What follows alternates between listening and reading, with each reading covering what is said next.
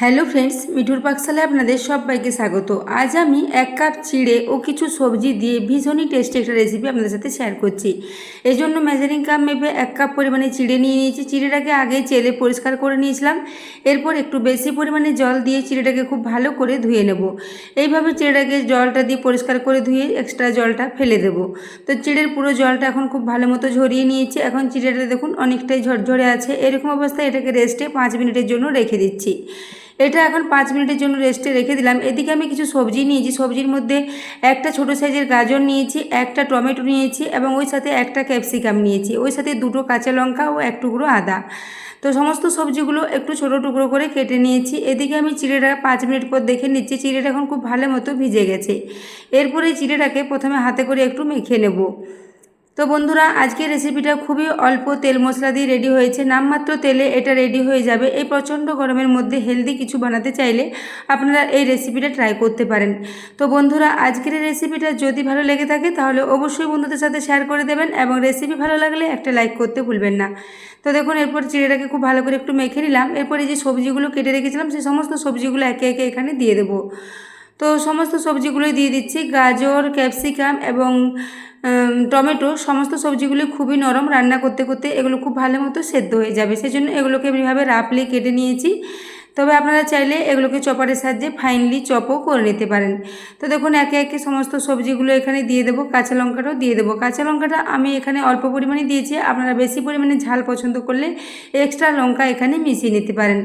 এরপর দেখুন, একে একে সবজিগুলো দিয়ে দিচ্ছি, তারপর কাঁচা লঙ্কাটাও এর সাথে মিশিয়ে নেব। তো এরপর সমস্ত সবজিগুলো দেওয়া হয়ে গেলে ওই যে 1 টুকরো আদা রেখেছিলাম, ওই আদাটাকে একটু গ্রেটারের সাহায্যে এইভাবে গ্রেট করে নিচ্ছি। আমি রেসিপিটা সম্পূর্ণ নিরামিষভাবে তৈরি করেছি। আপনারা চাইলে এখানে কুচিয়ে নিয়ে বড় বড় সাইজের পেঁয়াজ একটু কুচিয়ে এখানে মিশিয়ে দিতে পারেন। তো সেক্ষেত্রে একটা পেঁয়াজ এখানে লেগে যাবে। তো দেখুন, এরপর আদাটাকে গ্রেট করে এর সাথে মিশিয়ে দিলাম। এরপর এখানে কিছু মশলা দিয়ে দেবো। তো সবার প্রথমে দিয়ে দিচ্ছি এখানে লবণ, স্বাদ মতো লবণ দিয়ে দিলাম। তারপর দিয়ে দেবো 1 চা চামচ পরিমাণে ধনে গুঁড়ো ও 1 চামচ পরিমাণে জিরে গুঁড়ো। তো বন্ধুরা, আজকের রেসিপিটা একদমই তেল মশলা বেশি লাগবে না। খুবই অল্প তেল মশলা দিয়ে বাড়িতে থাকা কয়েকটা উপকরণ দিয়ে খুবই সহজে রেডি হয়ে যাবে। তো দেখুন, 1 চা চামচ পরিমাণে জিরে ও 1 চা চামচ পরিমাণে ধনে গুঁড়ো দিয়েছি। ওই সাথে দিয়ে দিলাম 1 চা চামচ পরিমাণে কসুরি মেথি। ওই সাথে দিয়ে দিলাম 1/2 চা চামচ পরিমাণে একটু কালো জিরে। এরপর এখানে দিয়ে দিচ্ছি বেসন। তো 2 টেবিল স্পুন পরিমাণে এখানে বেসন দিয়ে দিচ্ছি। বেসন দিলে এটা ভীষণই টেস্টি হবে, অনেকটা বেশ পকোড়ার মতোই টেস্ট আসবে এবং নামমাত্র তেলে এটা রেডি হয়ে যাবে। তো দেখুন, এরপর সমস্ত কিছু দেওয়া হয়ে গেলে হাতে করে আবারও খুব ভালো করে সমস্ত কিছু মিশিয়ে নেব। এখানে এক্সট্রা করে আর জল দেওয়ার প্রয়োজন হবে না। সবজির সাথে লবণ দেওয়ার কারণে এর সাথে কিছুটা জল বেরিয়ে আসবে, সেই জলে এটা খুব ভালো মতো রেডি হয়ে যাবে। এটা একটা বেশ নরম ডো মতো রেডি করতে হবে। তো দেখুন, এরপর হাতে করে ক্রমাগত নাড়াচাড়া করতে করতে সমস্ত কিছু খুব ভালো করে মিশিয়ে নিচ্ছি। তো বন্ধুরা, আজকের এই রেসিপিটা আপনারা সকালে ব্রেকফাস্টে বা বাচ্চাদের স্কুলের টিফিনে বা বিকেলের দিকেও হালকা স্ন্যাক্স হিসেবে এটাকে বানিয়ে নিতে পারেন। ভীষণই হেলদি, ভীষণই টেস্টি একটা রেসিপি। তো দেখুন, এইভাবে ক্রমাগত নাড়াচাড়া করতে করতে খুব ভালো করে এটাকে মেখে নিচ্ছি। এরকম ধরনের রেসিপি বাচ্চারা স্কুলের টিফিনে দিলে বাচ্চারা ভীষণই পছন্দ করবে। এগুলো ভীষণই খাস্তা ও মুচমুচে মতো রেডি হয়ে যাবে। তো দেখুন, এরপর আমি সমস্ত কিছু দিয়ে খুব ভালো করে মেখে নিয়েছি। এইভাবে মেখে নেওয়ার পর হাতটা একটু পরিষ্কার করে নেব, তারপর হাতটা ধুয়ে নেব। হাতটা ধুয়ে পরিষ্কার করে নিয়ে হাতে একটু তেল মাখিয়ে নেব। তো দেখুন, হাতটা পরিষ্কার করে ধুয়ে হাতে তেল মাখিয়ে নিলাম। এরপর এখান থেকে অল্প পরিমাণে মিশ্রণ নেব আর হাতে করে ছোট ছোট গোল গোল করে এগুলোকে রেডি করে নেব।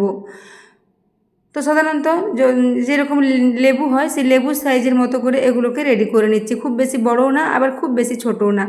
এরকমভাবে এগুলোকে রেডি করে নেব। একে একে সবগুলো রেডি করে নেব। প্রথমে দুটো আপনাদের দেখিয়ে দিচ্ছি। দেখুন, হাতে তেল লাগিয়ে নিলে খুব সহজে এগুলো রেডি হয়ে যাবে আর হাতে লেগে যাবে না। তো দেখুন, একে একে সবগুলোকে রেডি করে নিচ্ছি।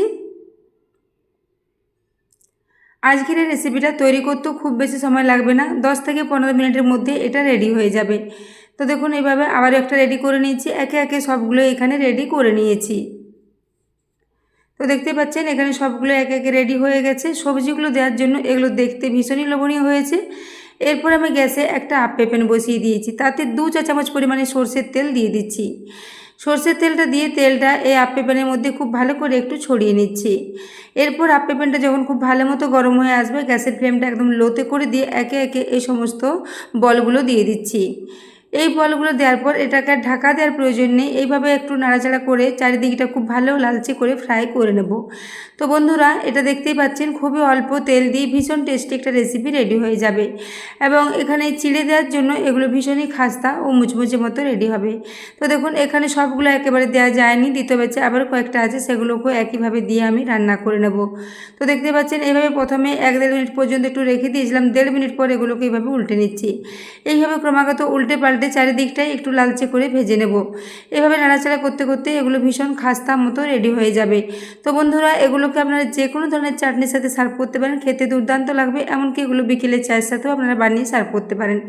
তো দেখতে পাচ্ছেন এগুলোকে সব উল্টে দিচ্ছি এবং কালারটা দেখুন, সবজি দেওয়ার জন্য এর কালারটা খুবই সুন্দর এসেছে।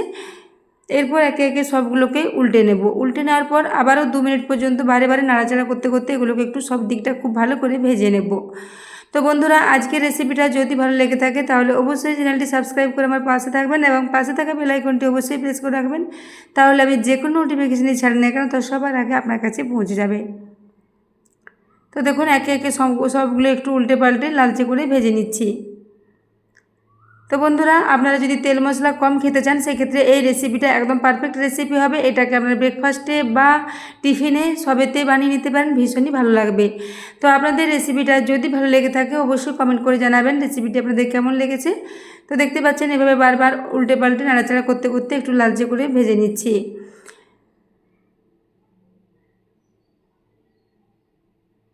এইভাবে হাতে সময় নিয়ে প্রায় 4 থেকে 5 মিনিট পর্যন্ত নাড়াচাড়া করতে করতে এগুলো খুব ভালো মতো ভাজা হয়ে যাবে। এখন গ্যাসের ফ্লেমটা একটু মিডিয়ামে করে দিয়েছি। মিডিয়াম ফ্লেমে ক্রমাগত নাড়াচাড়া করতে করতে সবগুলো খুব ভালো মতো ভাজা হয়ে যাবে। তো দেখুন, এগুলো এখন খুব ভালো মতোই ফ্রাই হয়ে গেছে। এরপর এগুলোকে তুলে নিচ্ছি।